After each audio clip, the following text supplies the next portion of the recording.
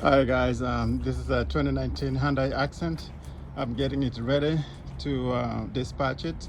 The customer is coming to pick it up in half an hour.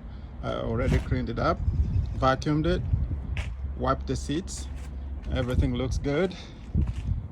All right, here's this is the kind of vacuum I'm using to clean.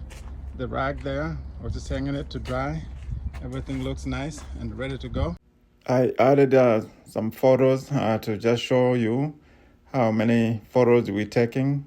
I'm trying to take photos from every angle of the car, so that way if anything happens, then I will have evidence to show that if the damage was there or the customer caused the damage. So you have to take pictures in every. Without having photos, there's no way you can prove that the customer caused the damage on the car. So it's very critical that you take pictures to prove that the damage was caused by the customer when the car was on the trip.